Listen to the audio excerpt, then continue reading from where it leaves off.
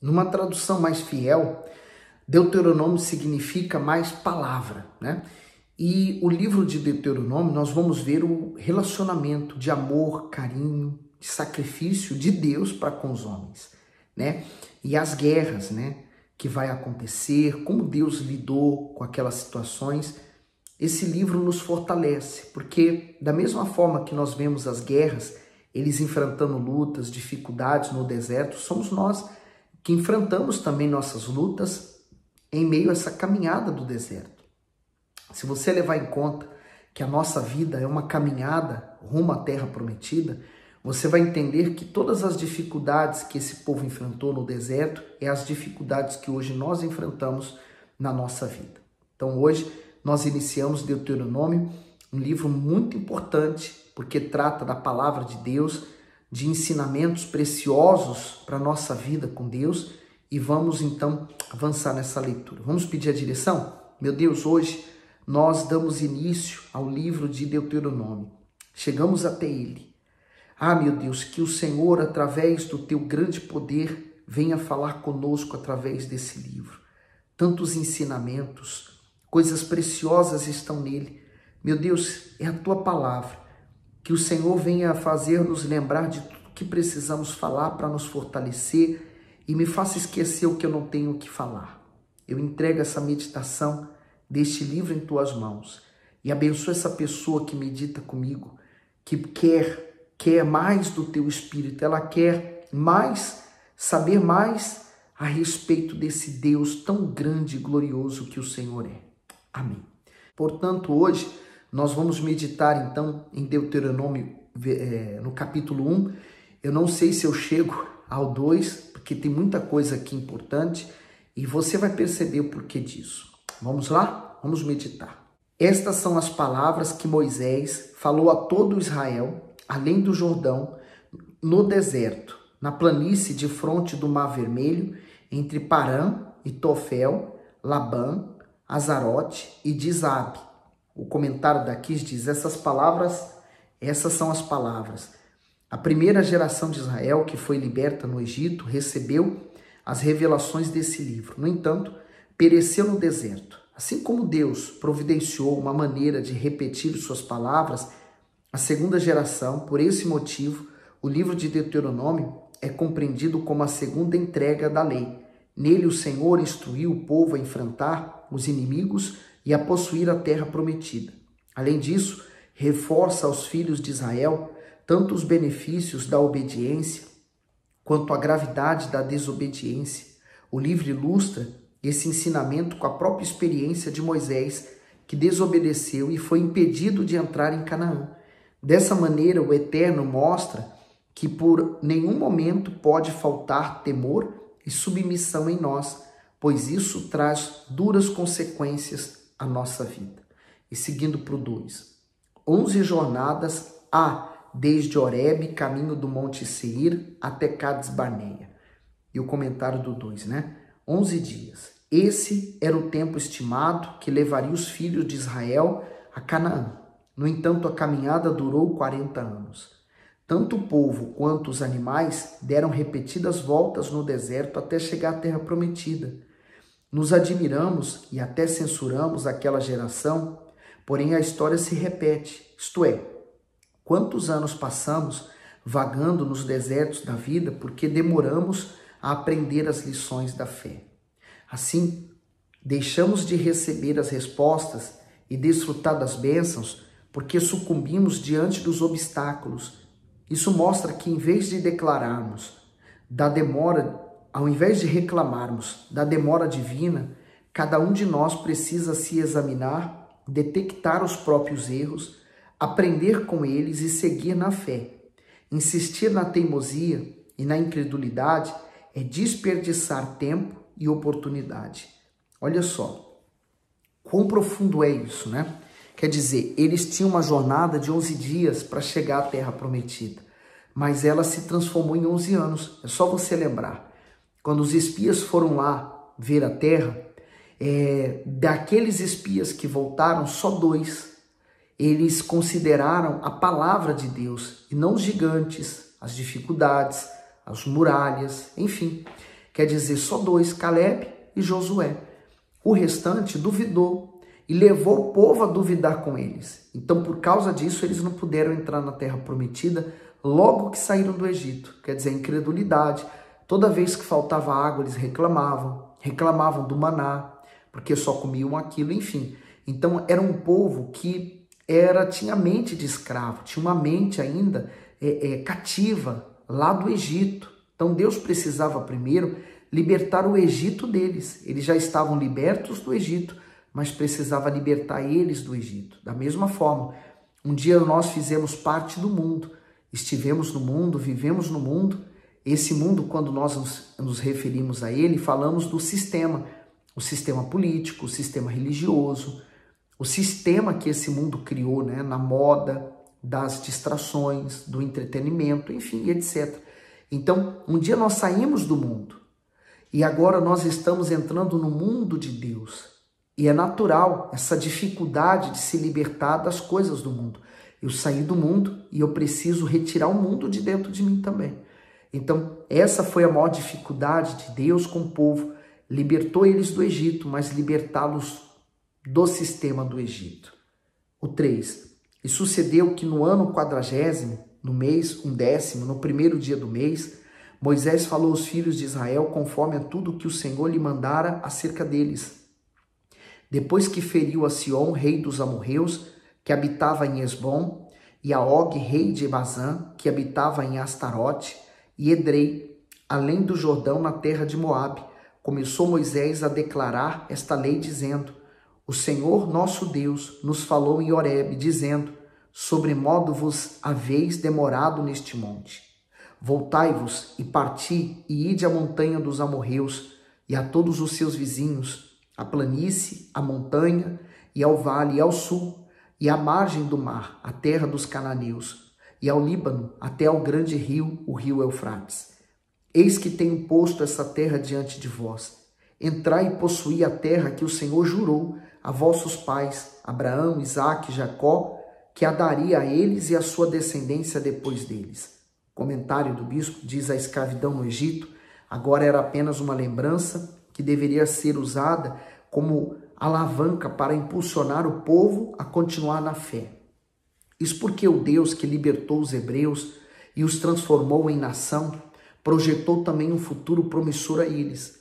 O Altíssimo é um pai que idealiza o melhor para os seus filhos, mas fica impedido de agir quando estes seguem suas próprias escolhas. Você percebe então que o povo esquece muito rápido, né, das coisas que Deus havia feito. Os grandes milagres, sinais. Por mais que houvesse uma dificuldade em seguir a Deus, porque você não via. Não havia um amuleto que você podia dizer que esse é o nosso Deus. Não havia uma imagem. Não havia nada que referenciasse a Ele, apenas o culto a Ele, a um Deus que criou tudo, que você não tem o nome. Então, há várias barreiras que impediam você de buscar a Deus. Mas aí é esse relacionamento de fé, de amor, de devoção que faz você ser abençoado, né? E aí, seguindo aqui, que faz você ser abençoado também porque você quer, né, uma entrega real, você quer se dar mais. Então, eles não tinham essa imagem. Então, rapidamente, eles esqueciam do que do que Deus havia feito, e eles viravam as costas para Deus e seguiam outros deuses. Esse é o cuidado que nós temos que ter hoje. Por isso, nunca se esqueça do que Deus já fez, coisas que Deus já operou na sua vida.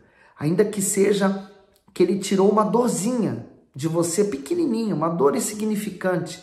Talvez você chegou na igreja, você não dormia, mas a partir do momento que você chegou, você passou a dormir. Isso foi um sinal. Isso é uma amostra de Deus e do poder dele. Então significa dizer que você está no caminho certo. Confie nisto. No 9. E no mesmo tempo, eu vos falei dizendo: eu sozinho não poderei levar-vos. O Senhor vosso Deus já vos tem multiplicado, e eis que em multidão sois hoje como as estrelas do céu. Então, uma promessa estava se cumprindo, né? Deus falou para Abraão que a descendência dele seria como as estrelas do céu. Imagine, uma grande multidão, todos filhos de Abraão, né? A promessa se cumpriu. No 11. O Senhor Deus de vossos pais vos aumente ainda 1000 vezes mais do que sois, e vos abençoe como vos tenho falado, Como suportaria eu sozinho os vossos fardos e as vossas cargas e as vossas contendas? Tomai-vos, homens sábios entendidos, experimentado entre as vossas tribos, para que os ponha por chefe sobre vós. Então vós me respondestes e dissestes: bom é fazer o que tens falado. Tomei, pois, os chefes das vossas tribos, homens sábios, experimentados, e os tenho posto por cabeça sobre vós, por capitães de milhares, e por capitães de 100, e por capitães de 50, e por capitães de 10, e por governadores das vossas tribos.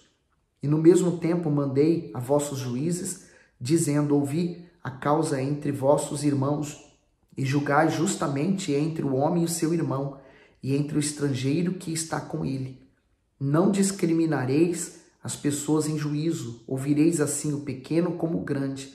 Não temereis a face de ninguém, porque o juízo é de Deus. Porém, a causa que vos for difícil, fareis vir a mim, e eu a ouvirei. Então, Moisés está dividindo o seu trabalho, de guiar a Israel.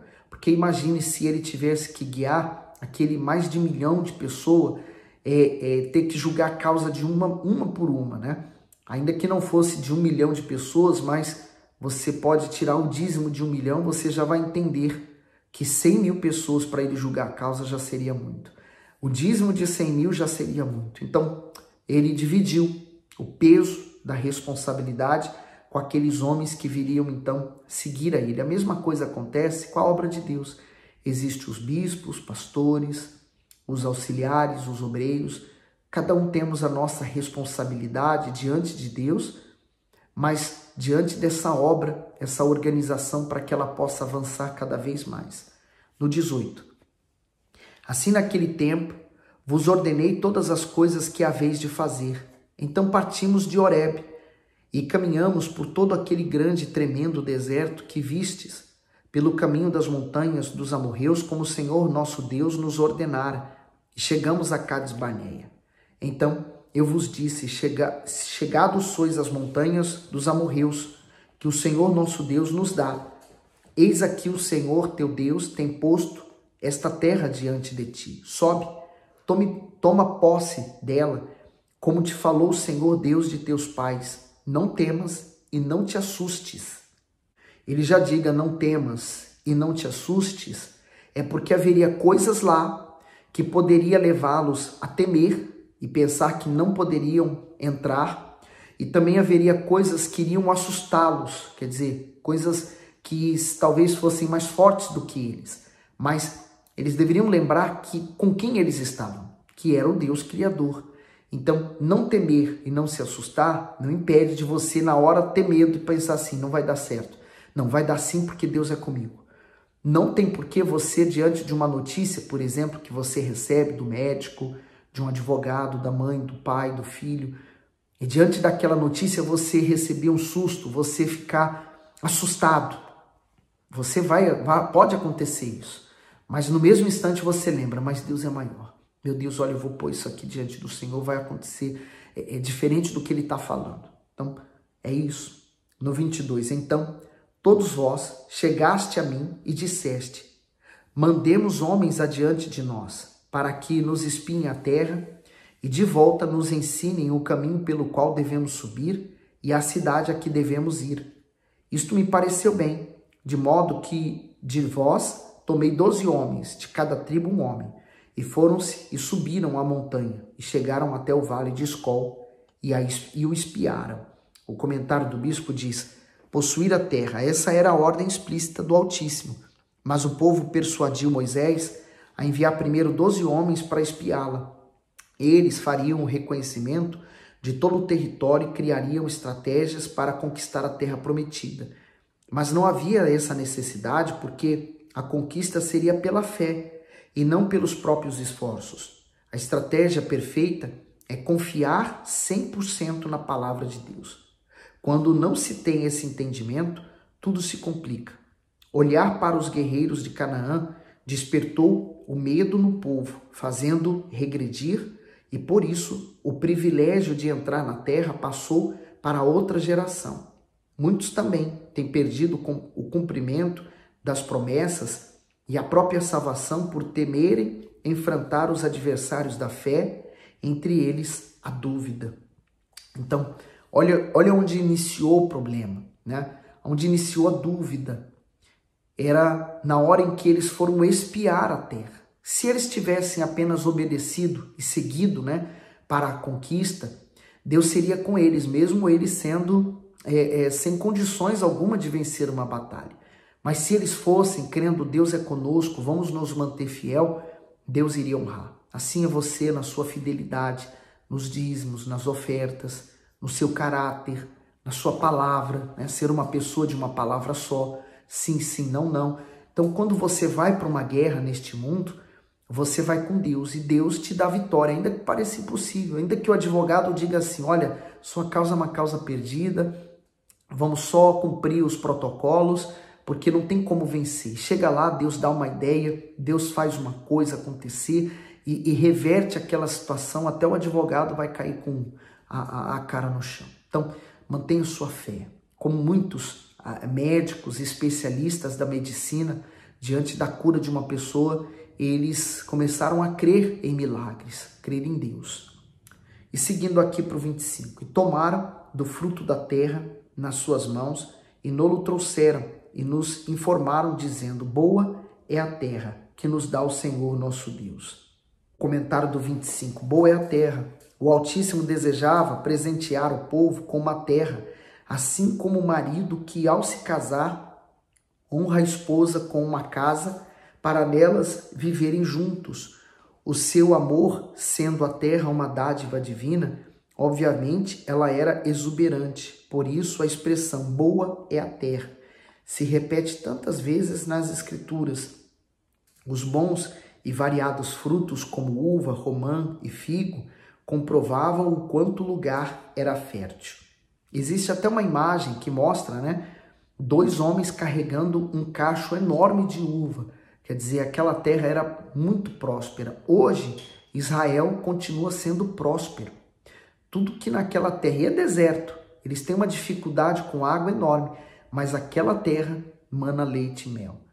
Um dos maiores cientistas, especialistas, pessoas renomadas são judias, são pessoas que são descendentes da nação de Israel, de Abraão. Para você ter uma ideia, né? Aquele povo é um povo muito abençoado. Deus os escolheu, mas eles rejeitaram o Senhor Jesus. E por isso hoje também todos aqueles que aceitam Jesus se tornam tão abençoados como aquela nação. No 26, porém, vós não quisestes subir, mas fostes rebelde ao mandado do Senhor vosso Deus. Imagine, né? É igual pensar assim. Então, realmente a terra é boa, Deus, o que ele falou se confirma no que vimos, mas eu acho que ele errou, porque olhando para as nossas condições, olhando para os nossos soldados, não é impossível a gente entrar naquela terra e tomar posse dela. Eles são muito maiores, muito mais fortes, estão muito mais preparados do que nós, quer dizer, eles consideraram o que os olhos viram. Por isso que o apóstolo Paulo diz, nós não vivemos por vista, né? Não vivemos pelo que vemos, vivemos pela fé. No 27, e murmuraste nas vossas tendas e disseste, porquanto o Senhor nos odeia, nos tirou da terra do Egito para nos entregar nas mãos dos amorreus para destruir-nos. Quer dizer, eles murmuraram dentro das tendas, quer dizer, entre eles, em secreto, mas Deus ouviu. Quer dizer, eles não consideraram Deus que tirou eles do Egito, né? Com mão forte retiraram-se do Egito. E ele falou, não, o Senhor nos odeia. Quer dizer, esse pensamento veio à cabeça deles e eles aceitaram esse pensamento como deles. Na verdade, quando vem um pensamento mau, nós temos que rejeitá-lo. Nós temos que rechaçá-lo da nossa cabeça, quer dizer, expulsá-lo. Não aceitar, falar, não, se Deus me tirou do Egito, se ele foi poderoso para me tirar de lá, ele é poderoso também para me fazer entrar nessa terra. Era só eles pensarem. Mas às vezes parece que pensar dificulta um pouco a cabeça da pessoa. Para onde subiremos? Nossos irmãos fizeram com que se derretesse os nossos corações, dizendo, Maior e mais alto é este povo do que nós. As cidades são grandes e fortificadas até os céus, e também vimos ali os filhos dos gigantes. Então eu vos disse, não vos espanteis, nem os temais. O Senhor vosso Deus, que vai adiante de vós, ele peleja por vós, conforme a tudo o que fez convosco, diante de vossos olhos no Egito, como também no deserto, onde viste que o Senhor vosso Deus nele vos levou, como um homem leva seu filho por todo o caminho que andaste, até chegar a este lugar. Mas nem por isso creste no Senhor vosso Deus. Então, como eu falei, né? Moisés, como estava na fé, ele falou assim, peraí, vamos pensar, raciocina. O Deus que tirou vocês daquele lugar não é poderoso para levar vocês a conquistar isto, né? Mas eles continuaram incrédulos. Olha o comentário aqui, ó, do 26 ao 32. O bispo diz assim, a incredulidade dos filhos de Israel era tamanha que não acabava nem mesmo diante das provas de fidelidade do Altíssimo. A incredulidade é um pecado que desencadeia vários outros, como murmuração, falta de temor e rebeldia. Diante disso, ele rompe a aliança com Deus. Se é doloroso para o Senhor eterno ver sua palavra rejeitada por quem a desconhece, imagine o que ele sente ao ver aqueles que a conhecem e até experimentam do poder dela se tornarem incrédulos. Da mesma forma, muitos cristãos têm andado pelo caminho da incredulidade, isto é, apesar de possuírem vasto conhecimento bíblico, não vivem as verdades das Escrituras. Hebreus 3:12 diz, vede, irmãos, que nunca haja em qualquer de vós um coração mau e infiel para se apartar do Deus vivo. E essa é a razão que você tem que estar sempre olhando para o seu coração, para suas atitudes e tomando uma avaliação e uma decisão diante delas. Esse povo perdeu toda a oportunidade que eles tinham de avançar rumo à terra prometida, porque foram incrédulos. E aí diz no 33, que foi adiante de vós por todo o caminho para vos achar o lugar onde vós deverias acampar, de noite no fogo para vos mostrar o caminho por onde havias de andar, e de dia na nuvem. Ouvindo, pois, o Senhor a voz das vossas palavras, indignou-se e jurou, dizendo, nenhum dos homens dessa maligna geração verá essa boa terra que jurei dar a vossos pais. O comentário aqui do 34, a murmuração indignou o Altíssimo e fez tanto aquela geração quanto os sonhos dela serem enterrados no deserto. Quando o povo deu ouvidos à opinião descrente dos 10 espias, automaticamente rejeitou a palavra de Deus. Com isso, perdeu o direito de possuir a terra prometida. Quer dizer, eles estavam no Egito pensando na promessa de Deus de voltar para a terra deles, mas talvez na cabeça deles seria tudo fácil, automático.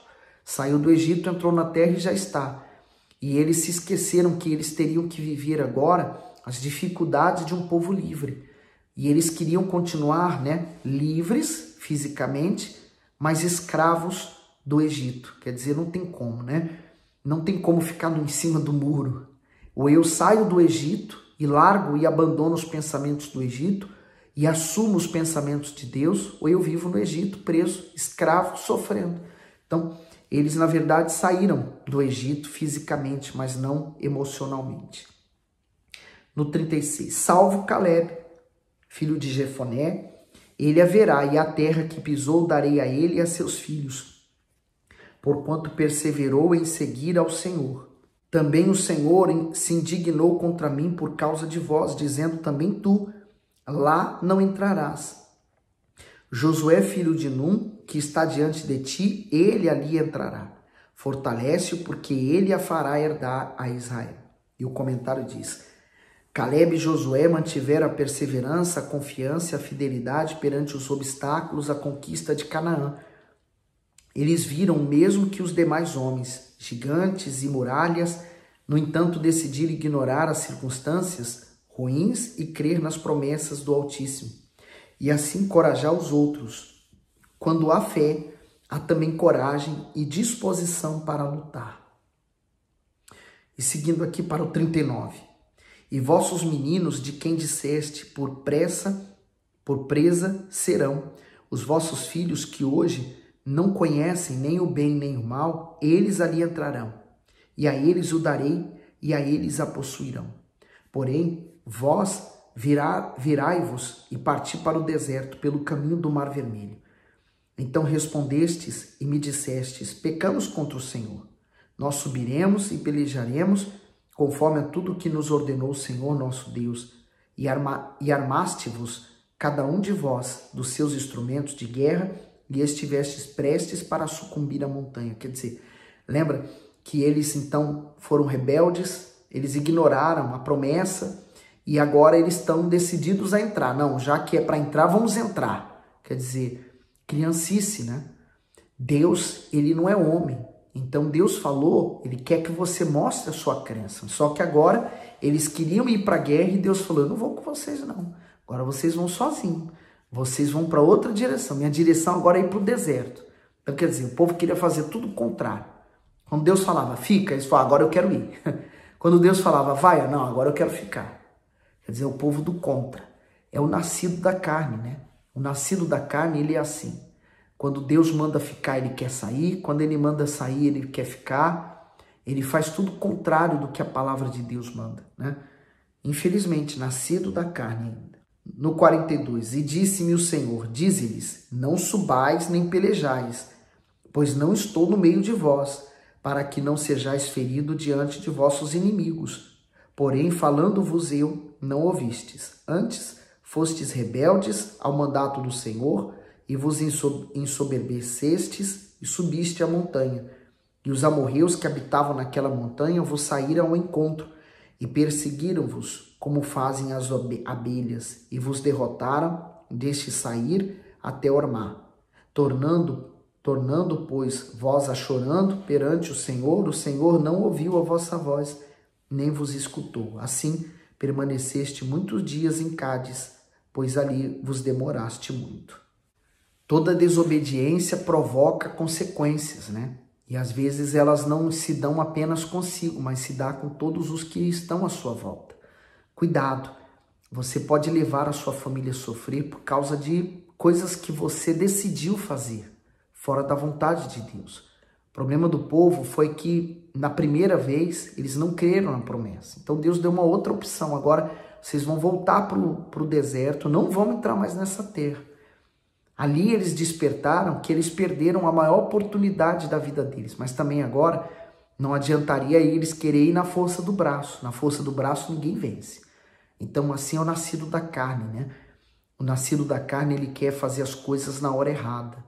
Ele quer usar a força do braço para conquistar a promessa. E não tem como. Você tem que usar a fé. A fé é a maneira certa de você conquistar as coisas de Deus. Faça o que Deus está te mandando, porque o principal não é conquistar a terra aqui na terra, né? Conquistar um espaço, conquistar prosperidade nesse mundo. É você conquistar a nova Canaã, a terra prometida. A terra que não está nesse mundo.